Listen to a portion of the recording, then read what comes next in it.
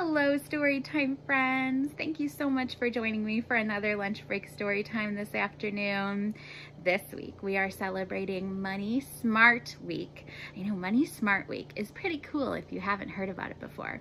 It actually was started right here in Chicago by the Federal Reserve Bank of Chicago, and now it is nationwide.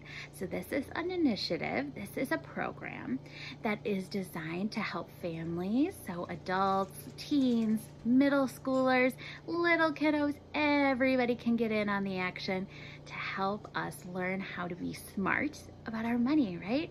Learn how to save, learn how to earn money, how best to save it, how best to use it, all those types of techniques. And for our littlest kiddos, we're still on the what is money stage, right? We're still learning exactly what it is. So that's what we're going to be doing today in Storytime. We're going to be talking about bills and coins and the different values that they have. We're going to be having all sorts of fun with money today.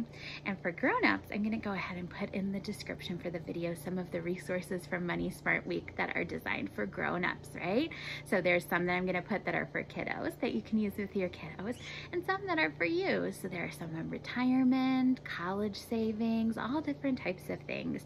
And they're all free, right? They are all free. And this year, they are all online. Yeah, traditionally, Moneysmart Week has events throughout the community in person. But this year, since we're staying safe and we can't be gathering in person like that, they are all online for you to watch anytime, right? So there's going to be some webinars where you can ask questions live, and there's going to be some recorded things that you can just watch on your own time. So I will put all of that information in the description for the video so you guys can explore. But first, we have to say hello to one another. Before we start talking more about money, we have to say hello to welcome everybody into Storytime. Now, our hello song has a few different American Sign Language words. If you've joined us before, you know just what I'm talking about. You already know we use hello, which is a little salute from our forehead, right? We tuck our thumb under our hand and we do a little salute. Hello. We have friends. Now this one can be harder when we're first starting out using sign language if our muscles aren't super developed in our hands, if we're very little, right? Because we have to take our pointer fingers and separate them out from the rest of our hand, like two little people, and they're gonna hug, right? Like real friends. Hug, right? This one means friends. Friends. Now, if you're ready with those two, you can add two more signs for our song. You can add time, which is just taking your wrist flat like you're wearing a watch and you're pointing out what time it is. Time. And you can add say, which is just taking your hand flat, tapping it to your chin. Now, I'm okay touching my face because I'm here at home with just the people and the animals. You can probably hear Kaba in the background already. He's excited to rhyme and sing about money. But if you don't want to touch your face, if you're training yourself to be healthy and not touch your faces, just put it right in front. That's just fine. All right, are you ready? Hello, friends. Hello, friends. Hello, friends. It's time to say hello. Oh my gosh, what a good job you guys did. All right, so I promised that we would start talking some more about money. Are you guys ready? Now, like I said, I'm going to go ahead and put a bunch of different resources for you in the comments. One of them is a really cool program by a government organization called the FDIC. For grown-ups, I bet you recognize that already. The FDIC does a lot of different things with money, and they have created a curriculum, right? Some programs and worksheets, all different stuff for our littlest, tiniest kiddos, our preschoolers, all the way up to our teenagers. All different levels of ideas and activities for you as the grown-up, as the caregiver, to introduce different topics on money. So for our littlest friends, we start with, what is money? What is money? Have you ever seen any money before? Have you gone into a store and seen your grown-up pay for something? Right? Maybe you went grocery shopping and you saw your grown-up pay at the counter when they checked out. Now they might have paid with some bills, some paper money. They might have paid with a credit card, right? A credit card is a piece of plastic, kind of like our library card, that lets us check things out. Our credit card is like that, only it lets us buy things. So it puts we put our credit card into the checkout, and it lets us pay for things. And then later we pay the credit card with our own money from our bank account, right, where we save our money, or from our checking account, right, where we could write a check. That's another way that we can pay for things, is writing a check, which is a piece of paper that's linked to our bank account where we save our money. Right? Have you seen any of those things? Have you seen any coins? Have you seen any money in coin form? Hey, we're gonna get out some coins right now. We're gonna get out some coins right now so that we can take a look. So we know that there are printed bills, right? And we know that there are coins in American money, right? Every country has money that looks slightly different. So in America, we have a couple different kinds of coins. We have the, you know which one this one is? I wanna make sure the camera can see it. There we go. A penny, the copper colored one, right? You can remember because it's the only one, the only coin that's colored copper like this. This one is worth 1 cent. We have, can we see this one? The nickel, right? It starts to get a little harder with these because they are all colored silver. They're all colored silver. A nickel, which is worth 5 cents. Now this one trips me up the most, right? Because this one is the teeniest coin, but it's not worth the least amount of money. That's our penny, right? That's our penny that's only worth 1 cent. This is the teeniest coin, the tiniest one. Oh, I've got it upside down. There we go. A dime. This one is worth 10 cents, and it's so small. And we've got our last one. Now this one makes sense because this is the biggest coin and it's worth the most amount of money. We have our quarter. Our quarter is worth 25 cents. Those are all of our coin monies. Sometimes we might see a $50 or a dollar coin, but those are pretty rare. Most of the time you're gonna see these four guys, the pennies, the nickels, the dimes, and the quarters, right? I think maybe with all those new words for us, we should do a little bit of a rhyme together. Would you like to do a rhyme? Don't worry, the lyrics are going to be in the description for the video on the handout, on the shopping and money themed handout. So you guys will be able to do this one at home too without me, even if you're not watching the video. But it's pretty simple. We're going to put all of our coins in the order of what they're worth, right? So penny, right?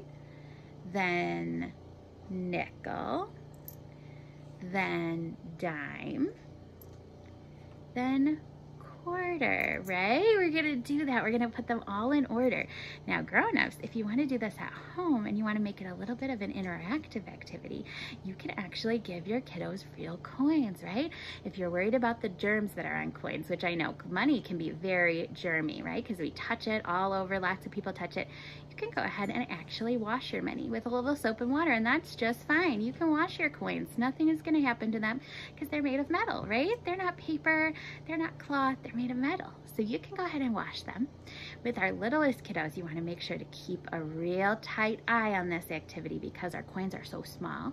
We don't want our littlest ones to swallow them if we're still putting things in our mouth.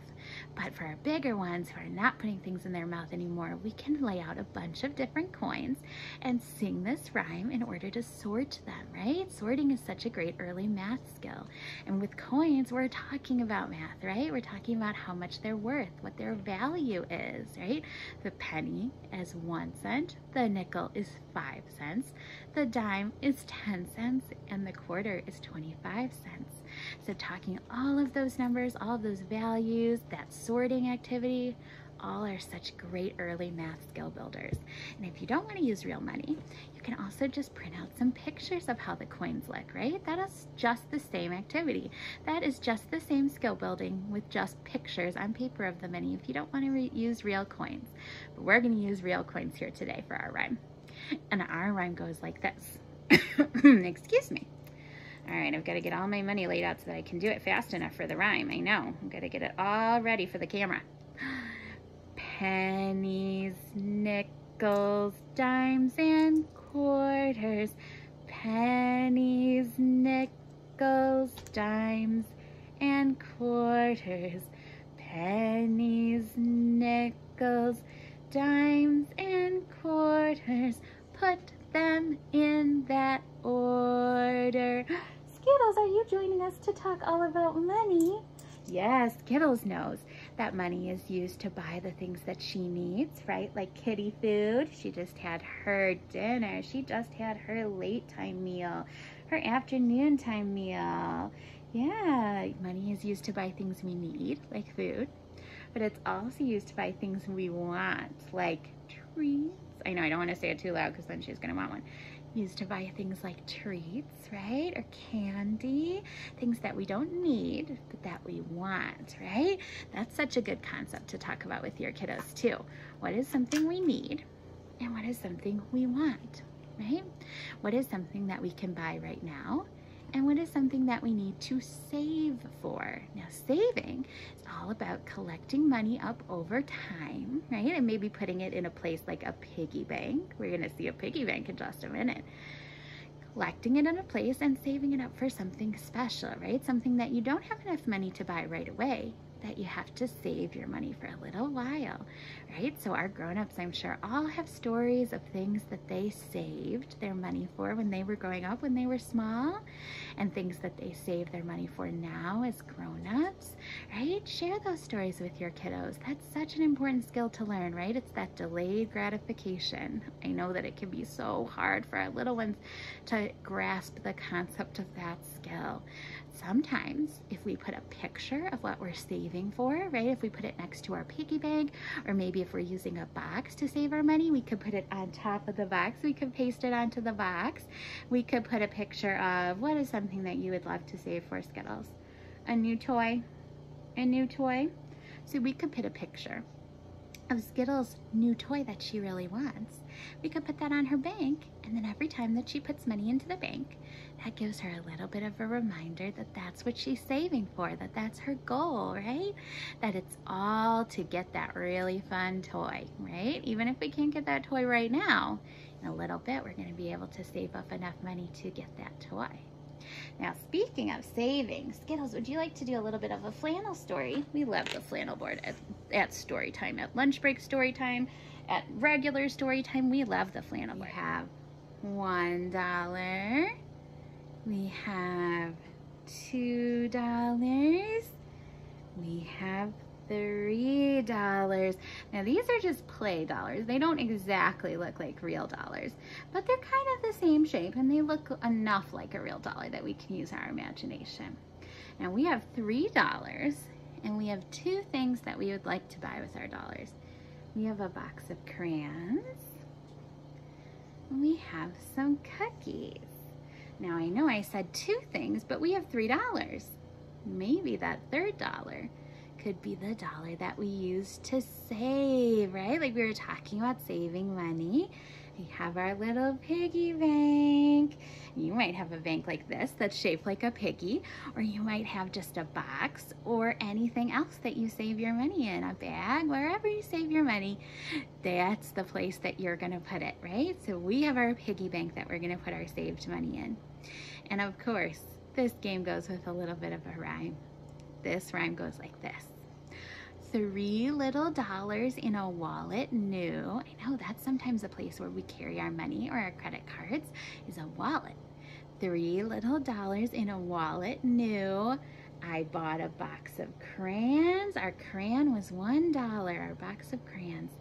I bought a box of crayons and then there were only $2 left. 2 little dollars, and before the day was done, I bought some cookies. Our cookies were $1, and then there was only $1 left. 1 little dollar. I heard it plainly say, that dollar spoke to us. I'm going to save for a rainy day. I'm going into the piggy bank for a rainy day. Oh, there's our dollar inside our piggy bank. Have you heard that phrase before? Have you heard your grown-up ever say, saving for a rainy day? Now, what that means is when we save up some money so that we have it in case something not so great happens, right?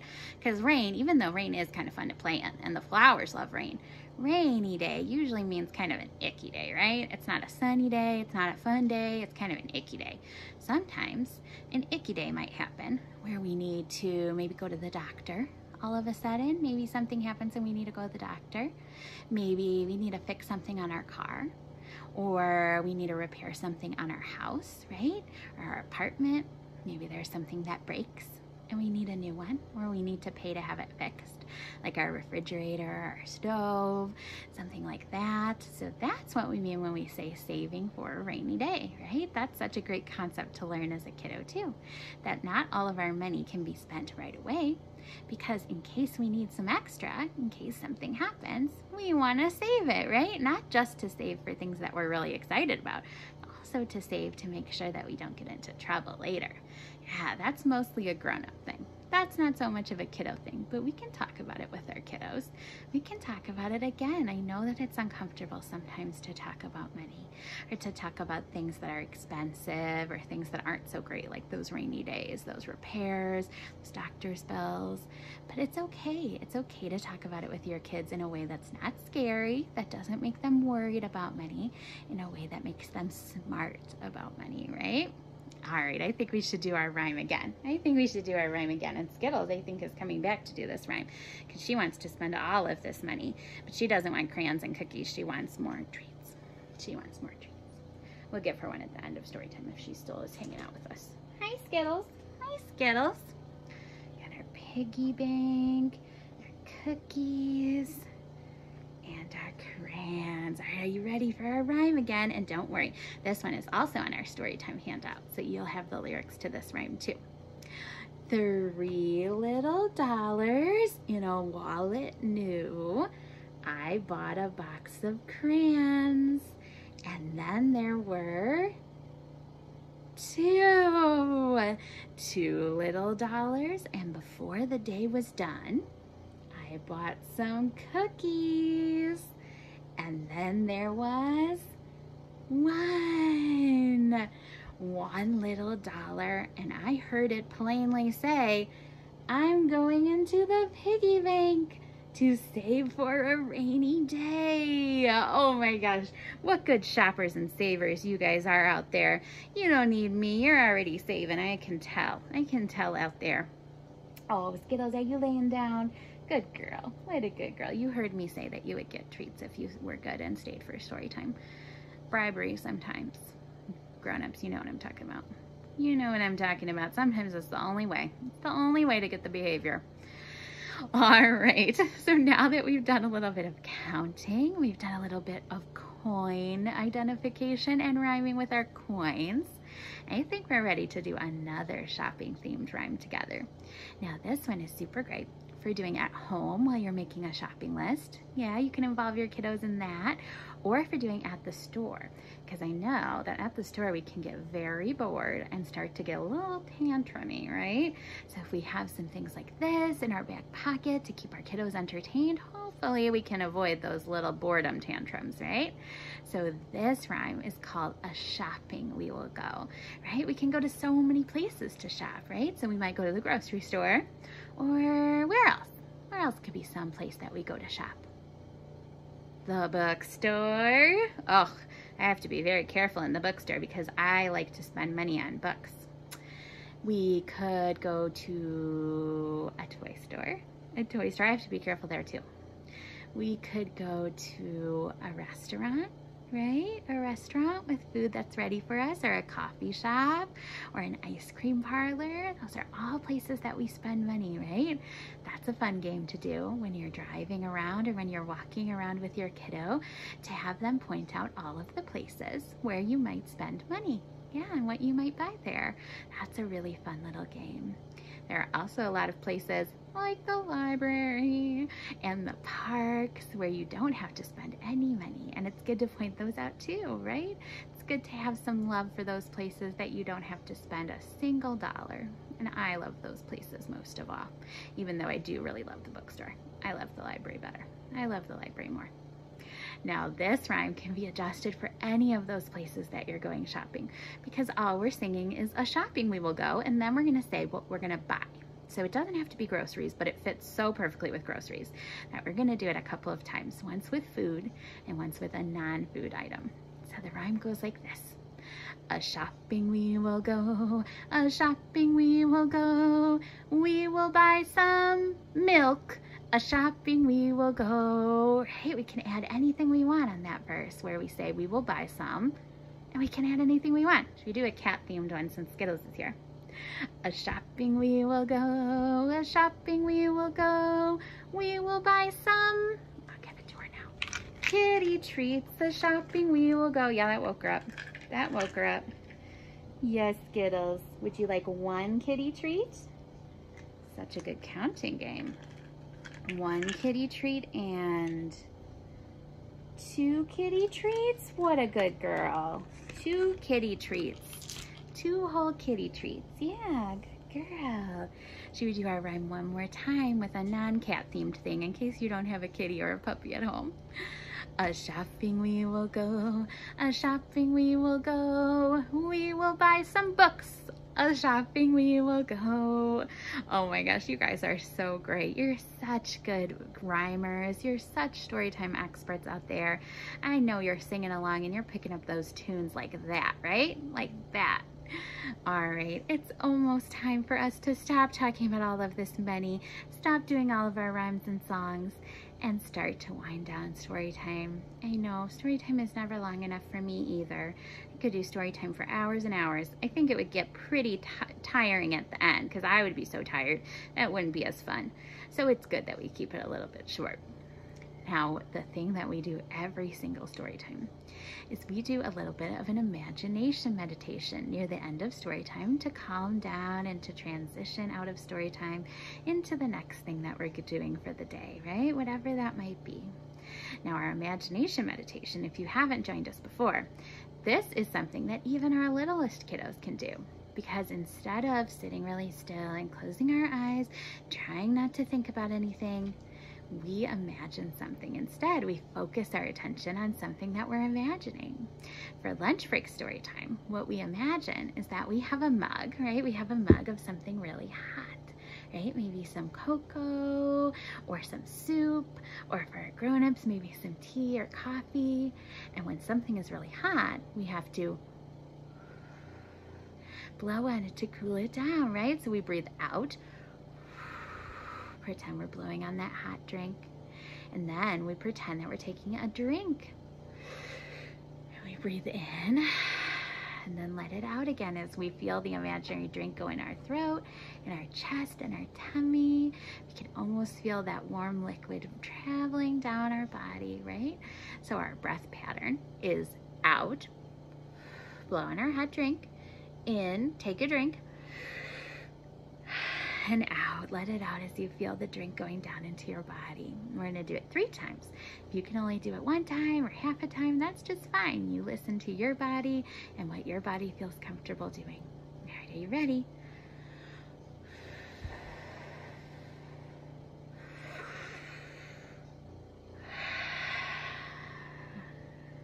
Ready for our second time?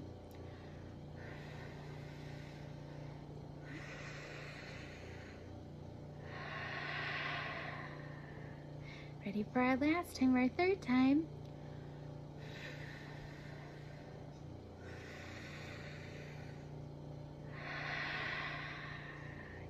Does your body feel any differently?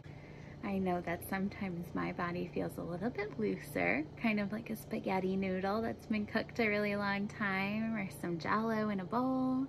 I know that even our littlest kiddos, they don't have the words to describe that their body and their mind are feeling a certain way. But they might be feeling some tense, some tight parts in their body, right? Their jaw or their head or their muscles might feel tight when they're angry or scared or frustrated.